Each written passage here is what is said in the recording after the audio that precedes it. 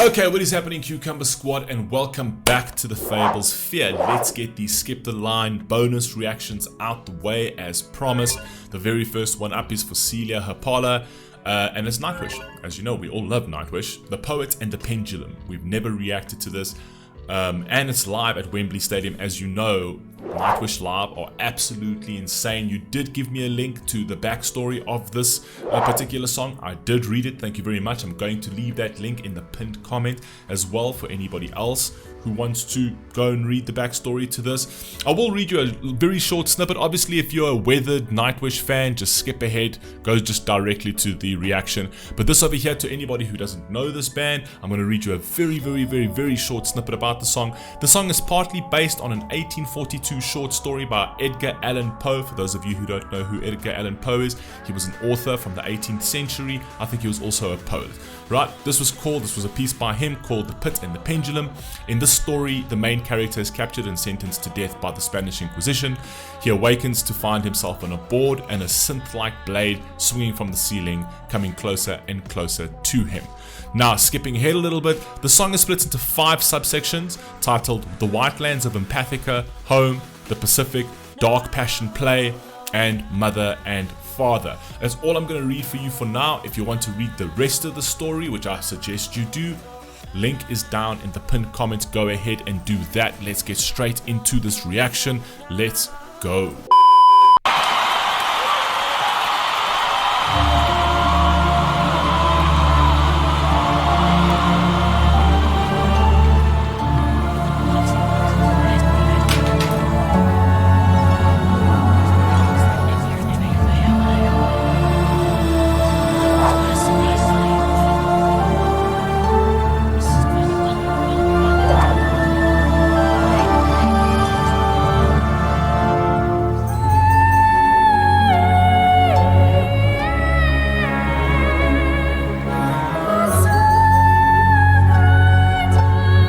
Obviously, yeah, they actually give you a part of that story that I actually read to you. The end of the songwriter's dead. The blade fell upon him, taking him to the white lands of Empathica, of innocence and Empathica and innocence. Again, I don't know why they did that twice. But anyway.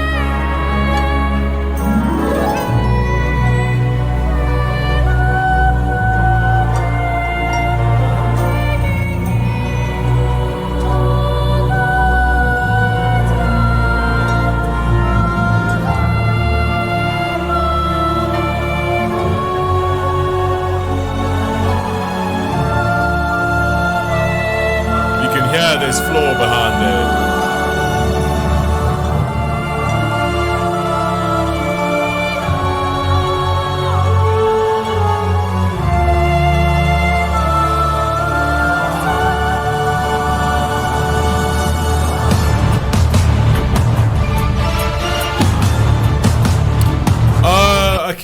Okay, I get it now. I think this is a 14-minute performance, and I like the fact that you sent me this video because it's actually breaking up the 5 parts.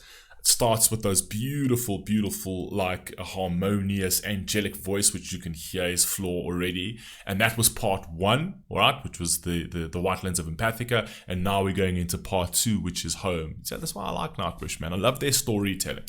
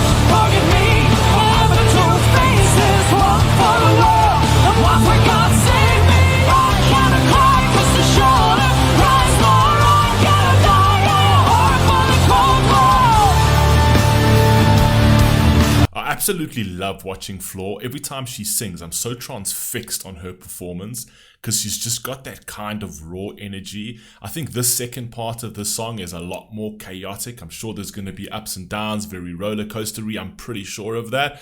But, Floor just takes you on a journey, man. We're actually currently doing a whole journey of Floor at the moment. It's actually her solo performances, which I've been loving lately. There's a lot more of those to come.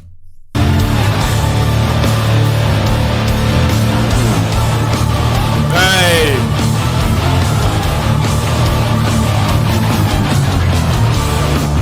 My home is there and there, those medals of it, adventure-filled days will be very smiling face. These no more words, thoughts from a severed head. No more please tell me once my heart goes right. Take me home.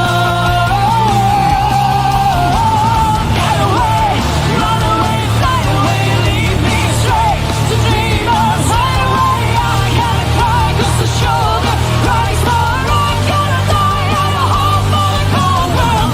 Calling me, the other two faces, one for the world, but for God's sake me, I gotta cry 'cause the shoulder cries more. I gotta die at a home for the cold world, home for the cold world, home for the cold world. My whore for the Cold War. Okay.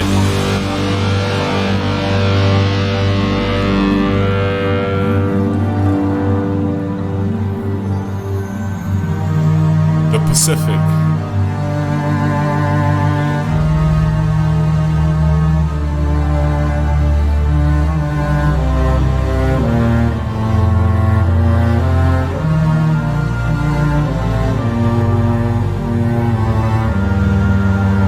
Wow.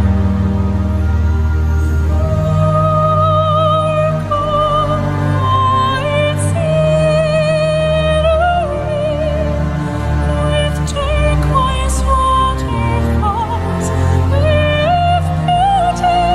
Wow, oh my god. Oh my god. I knew we were going to get to that part where I've just got goosebumps rolling all over my body. Oh my god. Her voice is just ridiculous, man. And her versatility as well is ridiculous. She gets that raspiness. Listen to how she sounds live.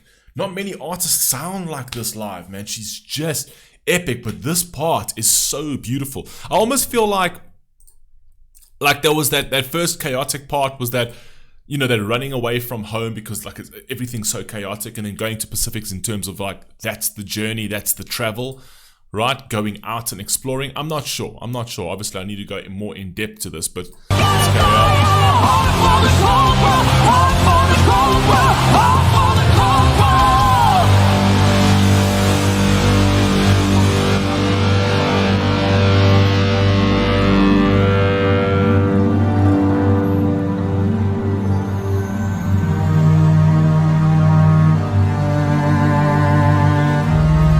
This part is so beautiful, man.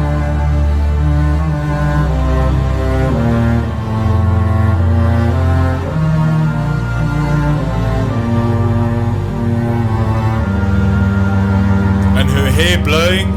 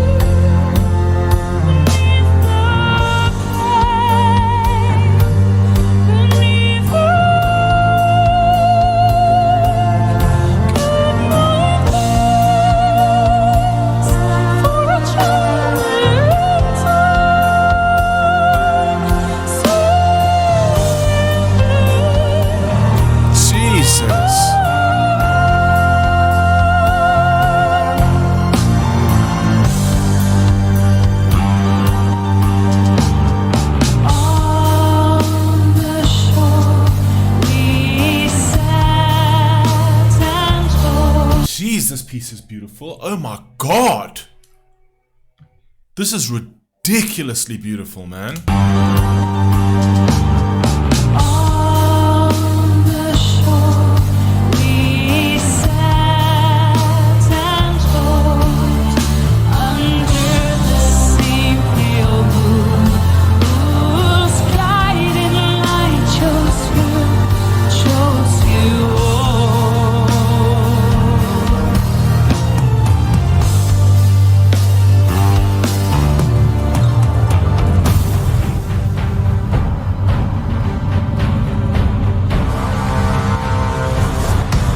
Oh.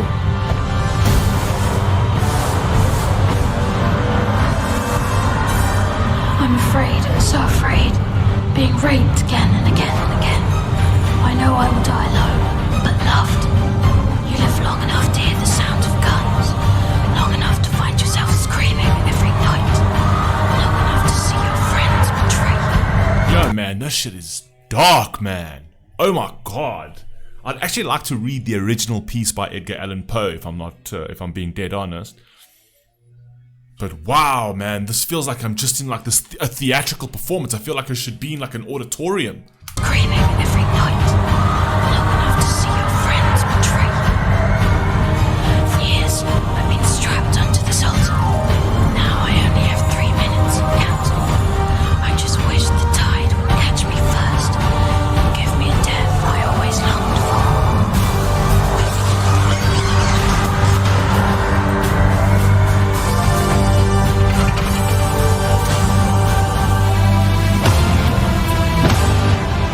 Oh, okay, now we're going into the dark. Okay, now we're going into like the dark aspect of the song, right? We can actually see, I can kind of see a thread over here. I'm obviously gonna read a bit more about this. I would like to actually read the original piece by Edgar Allan Poe to sort of understand the composition of this, because Nightwish really does. They're probably the best band to take that kind of piece and then dramatize it, or to take any type of a poetic piece and then obviously bring it to life. Nightwish would be absolutely epic at it. I knew this was going to be a roller coaster ride. The moment they said 5 parts of the song, you knew that Nightwish was going to take this on a complete journey of different sounds and tunes and vocals and things like that. It's absolutely beautiful up until this point. Absolutely engrossed with this, and obviously enamored with the floor, as I always am. Anyway, carry on.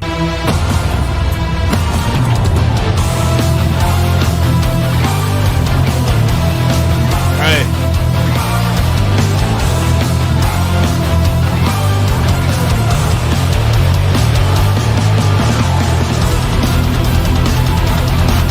Hey.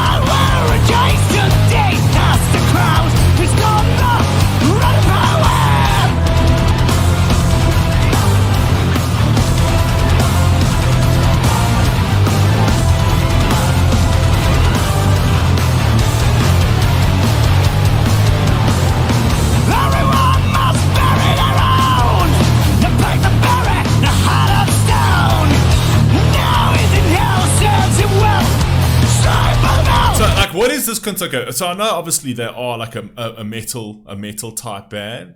Like this particular type of sound, if you had to like break these parts up, this particular type of sound isn't something that I would be listening to on a daily basis, not by any stretch of the imagination. I can absolutely appreciate the instrumentation, and I can appreciate the genre. But having said that, this piece is actually really intriguing for me, because it feels like you need this piece in this entire composition of music, given that it's five pieces to a story, right? So in a normal sense, I'd never ever listen to this on my own, but the entire piece I would listen to this plenty times, you know, because it kind of like has that flow, if I'm making any sense.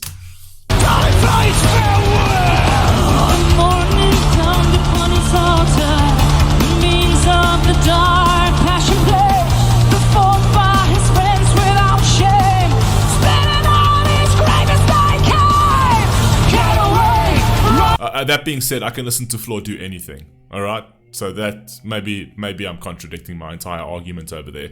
I can listen to Floor doing absolutely anything. I don't care. She can sing the Teletubby song for me, and yeah, that'll be on my playlist. Dark passion play, performed by his friends without shame, spinning on his grave as they came. Right. Get away, run away, fly away, leave me astray to dreamers hideaway. I can't cry 'cause the shoulder cries more. I can't die at a home for the cold world. Forgive me, I have two faces, one for the world, and one for God save me. I can't cry 'cause the shoulder cries more. I can't die at a home for the cold world, home for the cold world, home for the cold. Today, in the year of our Lord 2005, two of us was called from the cares of the world and stopped crying at the end of each beautiful day. The music he wrote had too long been without silence. He was found naked and dead. I think they're actually tying the original poem. So from what I've read, they're tying the original poem by Edgar Allan Poe to Thomas, which is like the keyboard and composer, to a story of him and Nightwish, essentially. That just read the story, but that's where this part comes in over here. So Thomas was called from the cares of the world. He stopped crying at the end of each beautiful day. The music wrote, whatever else. They're actually tying in that whole piece to the actual keyboard composer of Nightwish to a certain degree. If anybody has more information on this, that kind of like ties it up in a more sort of cogent a manner for me and concise manner, I'd appreciate that down in the comments. The smile on his face, pen, and 1,000 pages of erased text.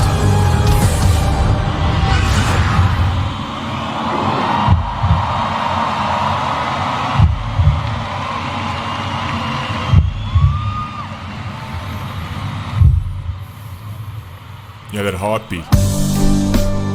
Mother and father, this is the last piece.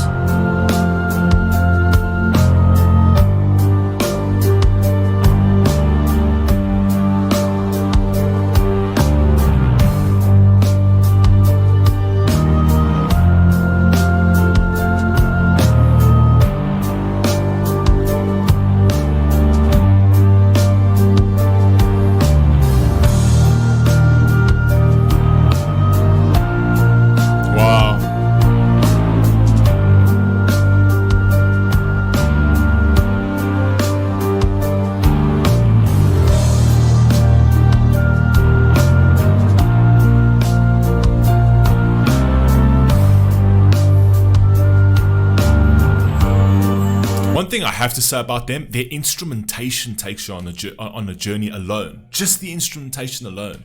It's so crisp, it's so clean, it's so pure, and just the way they compose the sounds, the instrumentation, the way the sound arrangements of everything is just like, it's storytelling in itself without even having any vocals or lyrics on top of it.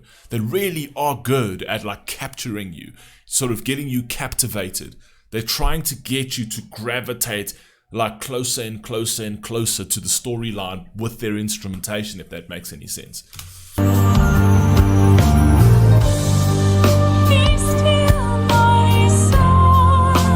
Her voice, man.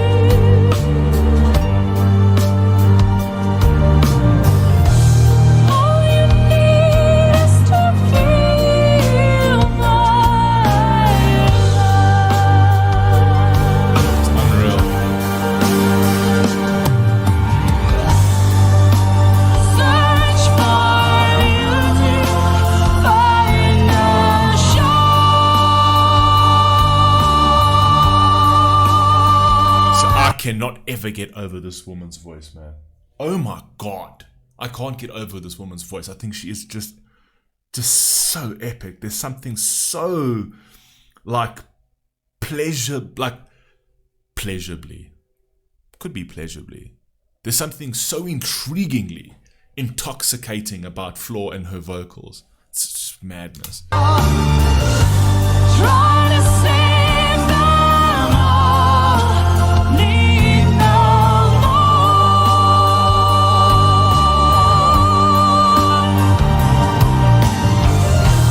You have such oceans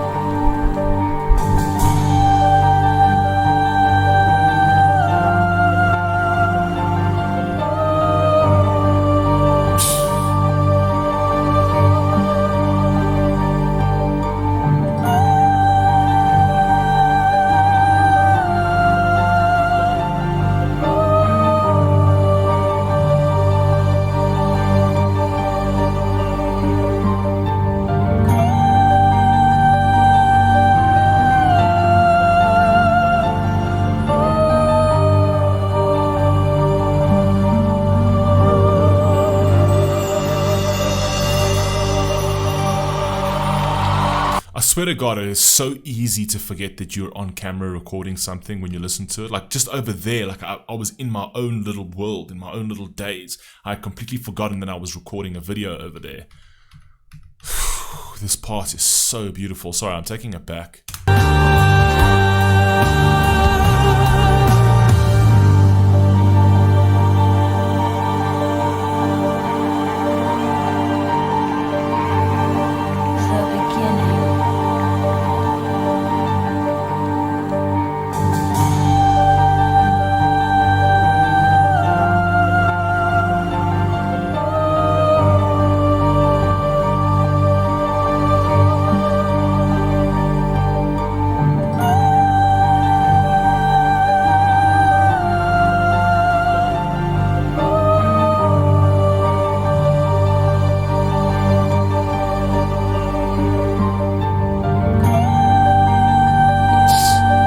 Voice is something else, man.